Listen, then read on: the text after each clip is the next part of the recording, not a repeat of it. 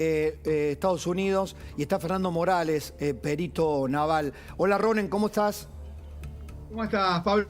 Sí, mucha preocupación, porque la verdad que se podía haber previsto, un poco ustedes lo charlaban recién con Paulino, pero ¿por qué lo estamos diciendo? Porque el New York Times reveló una carta de más o menos 20 especialistas marinos que habían advertido, esto no es un juego, esto no es una posibilidad, necesitan muchas más verificaciones, permisos, es una compañía que no está para realizar este tipo de expediciones en este momento. A pesar de eso, nada importó, el dinero primó, y a partir de ahí, por supuesto, que fue la continuidad de estas expediciones. No se hizo una, se hicieron 3 como mínimo y había muchas otras que por ahí oficialmente no se conocieron. Vos contabas el caso concreto de Alan por el Mundo, que es un influencer mexicano. Él pagó, en aquel momento salía algo así como $50.000, luego se fue a $250.000 la posibilidad del viaje. Se había incrementado por la exposición y la publicidad que había tenido y la demanda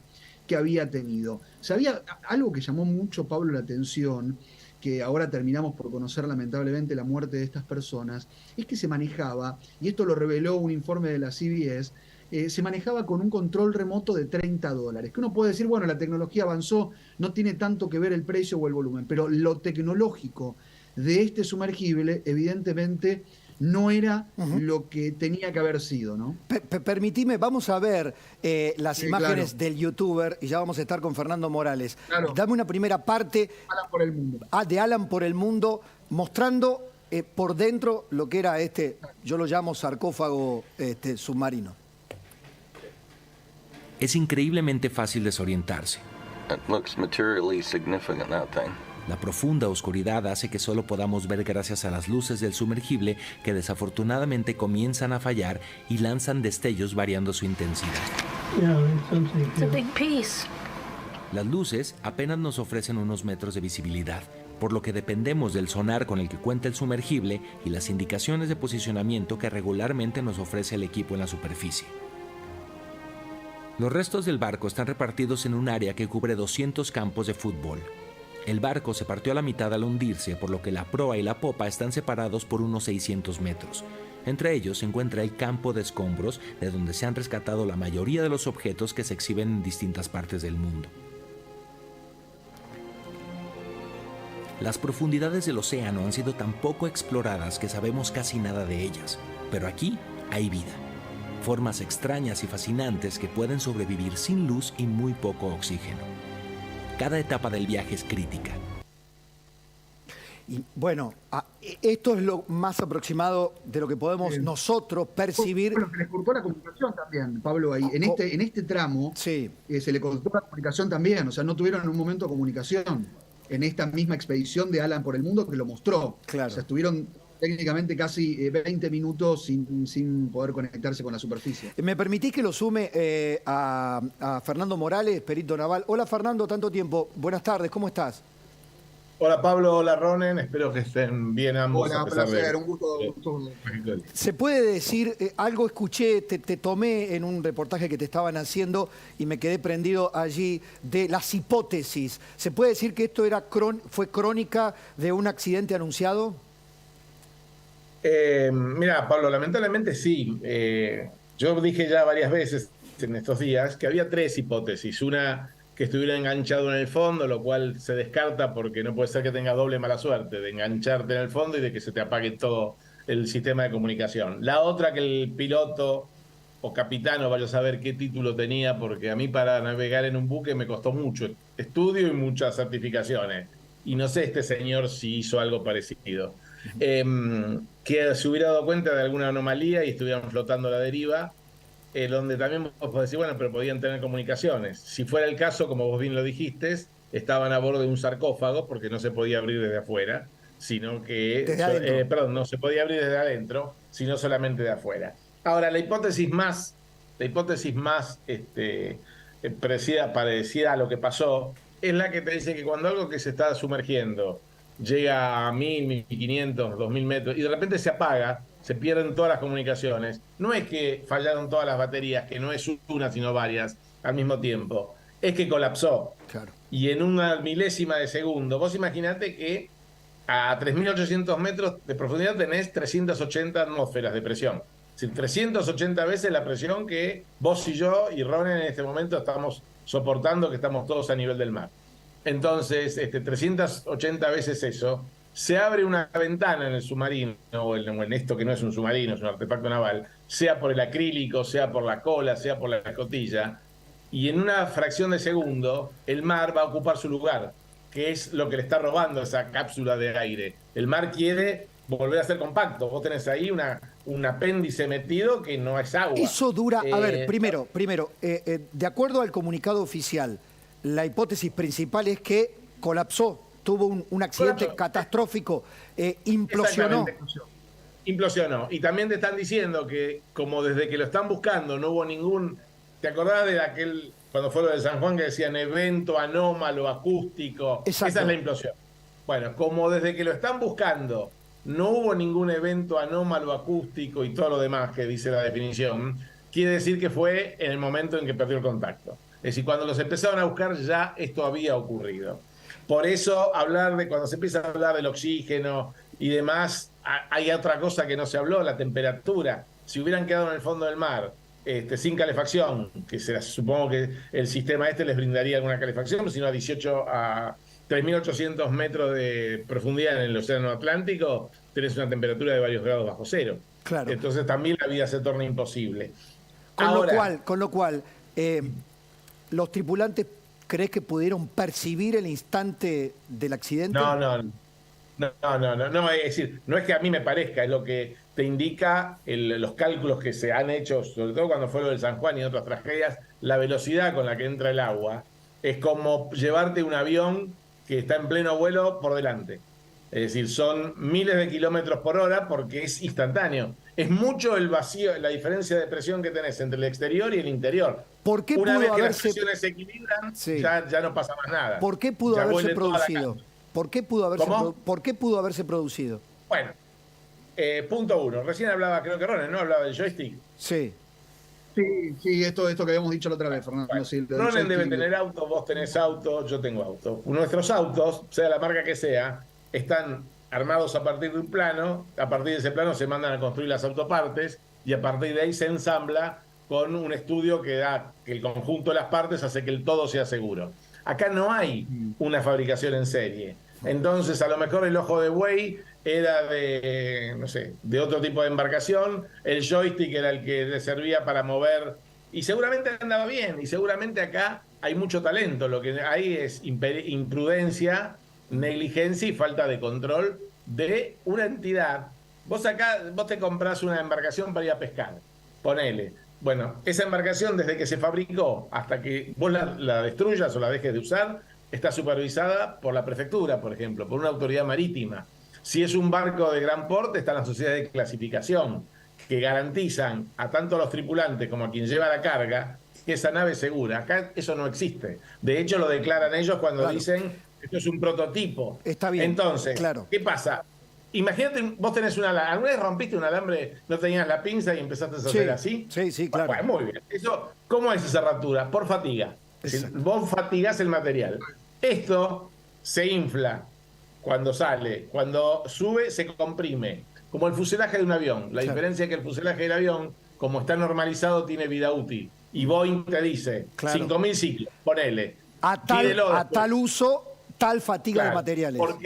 Porque el material va haciendo este trabajo. Y se va fatigando. ¿Quién puede decir cuál era la vida útil de este conjunto de normas? Nadie, porque no estuvo ensayado. Ronen, ¿cuántas veces habría sumergido este mismo aparato?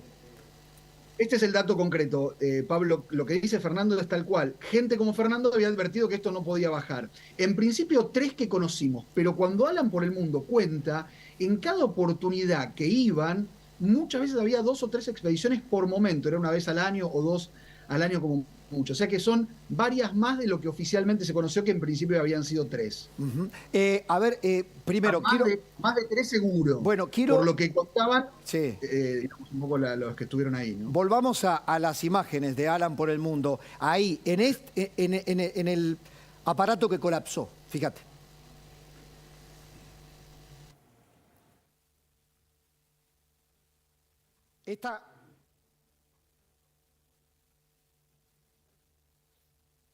Esta es la imagen. Esta es la imagen, no, este es un ejemplo de implosión. Fernando, los chicos me estaban diciendo, este es un ejemplo... ¿Se acuerdan cuando hacíamos lo de la latita de gaseosa? Sí. Que agarrábamos la latita y lo apretamos. Es eso. Es eso, esa es la implosión. Pero hay una segunda parte, Fabián, de Alan por el mundo. Mirá. Okay, we'll be soon to the, I think at the level of the expansion joint. Yes, I can see the expansion joint here. I'm trying to go down.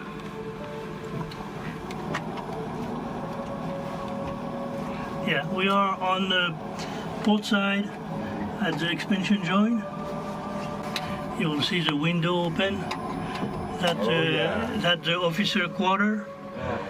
And we are not far from the bridge. See this stuff here? Let's do a little...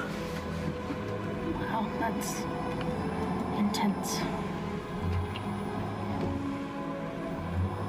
See it? Wave to it. Okay, I want to go... Este es el momento en que estaban explorando, ¿no? Los restos del Titanic a 4.000 metros de profundidad, en la experiencia que estaba filmando el youtuber. ¿Es así, Ronen?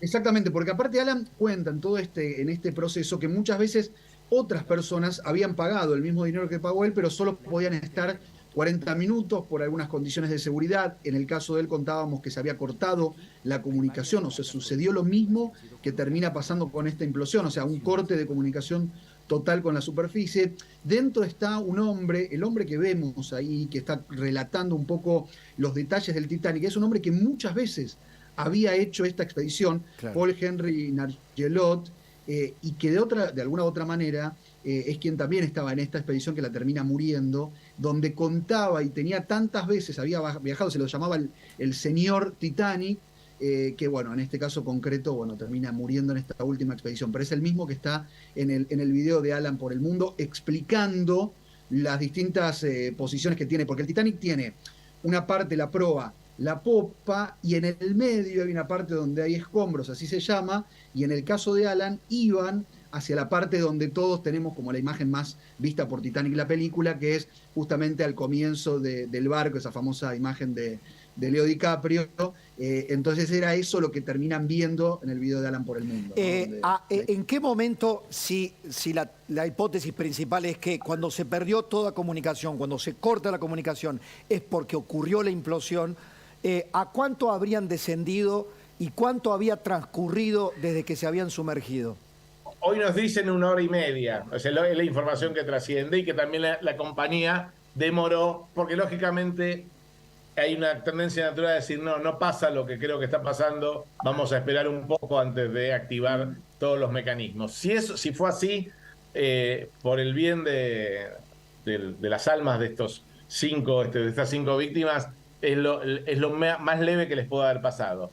Ahora, yo les quiero comentar a los dos lo siguiente. El Titanic marcó un antes y un después en la historia de la seguridad marítima. Sí. Cuando el Titanic se botó y se lanzó a navegar, era inundible, era considerado inundible. De hecho, no hacía falta que tuviera botes para todas las almas a bordo.